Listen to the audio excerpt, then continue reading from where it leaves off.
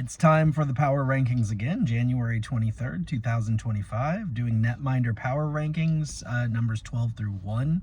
Unfortunately, I don't have as much time to make this video today as I normally do, so I'm not going to be able to do as full of a breakdown with each goaltender as I did last week.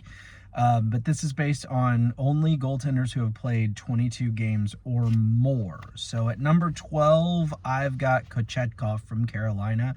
I really struggled deciding who I wanted to have at 12. I considered Adin Hill. I considered UC Saros. I considered a couple other people. I'm forgetting who it was. Oh, Montembeault. But I'm looking for, people on my list to be people who are strong enough in their stats for the season, but have also put together good games in their last 5. And a lot of people, like, their season stats are okay, like Saros, Montembeault, Hill. Their season stats are not horrible, Vejmelka, but their last 5 have just been okay. And Kochetkov was a little lower on some of the season stats, but his last 5 games have been better than those other contenders for 12th place. So for 12th place, Carolina's Kochetkov. He was not on the list last week, so he moves on to the list. Another netminder that moves on to the list, though he had been on it for many weeks earlier in the season, at number 11 from Seattle, Joey Daccord. Daccord's season numbers are, good. Let me see here. He's in the top 10 in save percentage, in the top 10 in goals against average, in the top 10 on quality starts, and in the top 10 on goals saved above expected.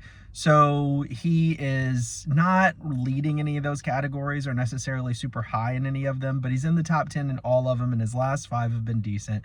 So at number 11 from Seattle, Joey Daccord, also moving on to the list for after not being on it last week. Moving up from number 12 from last week from Calgary, I've got Dustin Wolf.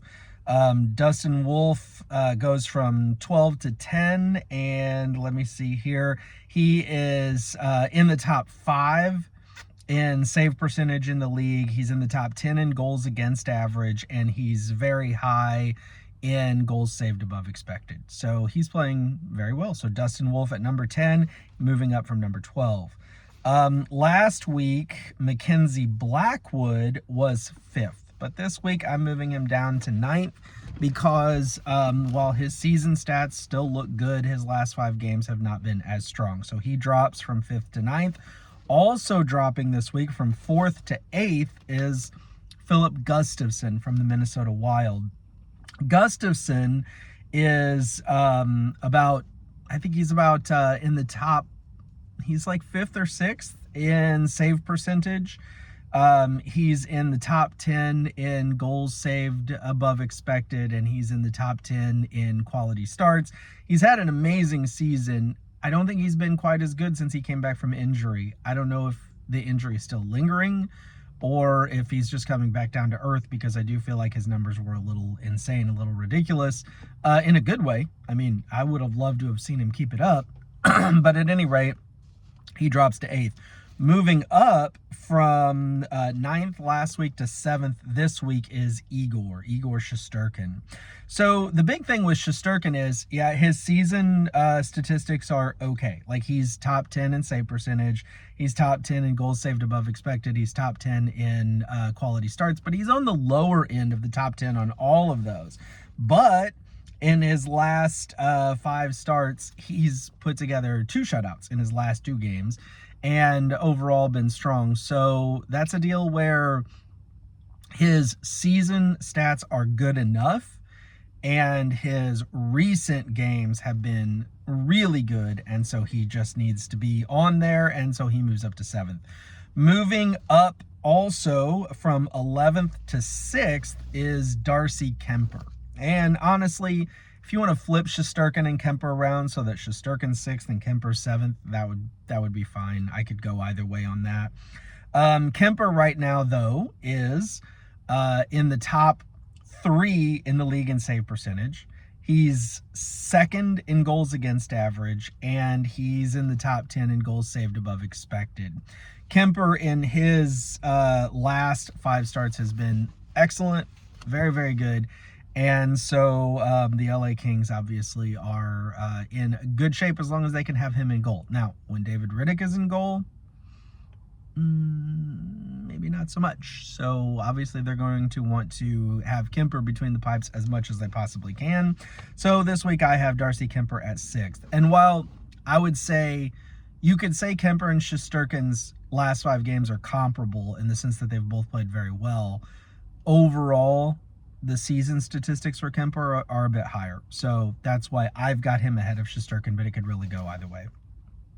At number 5 from the New Jersey Devils, I've got Jacob Markstrom. He was 3rd last week, so he drops.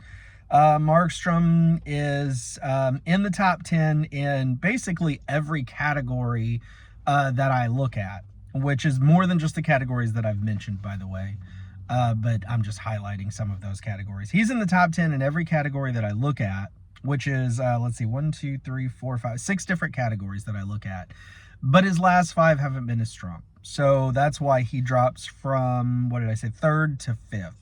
Moving up from 6th to 4th from Dallas, I've got Jake Ottinger.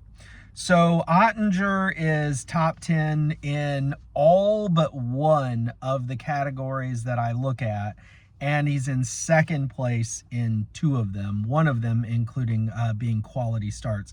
His goals saved above expected is strong, and Ottinger just, not surprisingly, right? I mean, like, if anybody's surprised that Ottinger is a top 5 or top 10 goaltender in the NHL, then I don't think you've been paying attention over the last few years, because Jake Ottinger is a very, very, very good goaltender. I hope at some point he puts together a year that's strong enough for him to win a Vezina, because I think that would look really nice next to his name. And I think he is a Vezina caliber goaltender. I just think that he puts together extremely good, very consistent seasons, and not necessarily, oh my gosh, leading in every category type seasons. So he's not going to win the Vezina this year, not unless there's some major change with him and a couple of other goaltenders, one in particular. But I hope he does at some point. At number 3, I've got Andrei Vasilevsky from the Tampa Bay Lightning. I had him at 2 last week, and I moved him to 3 this week. He didn't have a bad week. It's not that I moved him down because he's been bad by any stretch of the imagination. Vasilevsky is top 10 in every category that I measure goaltenders by. And he's been good in his last 5. I mean, I'm not saying every game has been perfect, but he's been very good. And he's just, who he should be, Andrei Vasilevsky, Vezina caliber goaltender. But the reason that I moved him to 3rd is because I moved Logan Thompson all the way up to 2nd. Now, last week I had Logan Thompson from the Washington Capitals at 8. But he is just putting together an impressive resume at the moment. So Logan Thompson, 2nd in save percentage in the NHL, 3rd in goals against average. He's, I think he's about 5th in quality starts. He has the 2nd highest goals saved above expected in the entire NHL, behind the guy who's number 1. He's put together a number of wins alongside, obviously wins is a team stat, but when he is in net, the Washington Capitals are winning games. Of course, let's face it, they're winning games no matter what. But anyway, so I just couldn't see a reason to keep him any lower. And because of his recent play, which has been phenomenal, his last 4 starts have been excellent, including 2 shutouts, I just couldn't do anything but move him up to 2nd. But I couldn't move him up to 1st because there's one guy that's just entrenched in 1st. We can just write his name in stone there. And that, of course, from the Winnipeg Jets is Connor Hellebuck, who was 1st last week.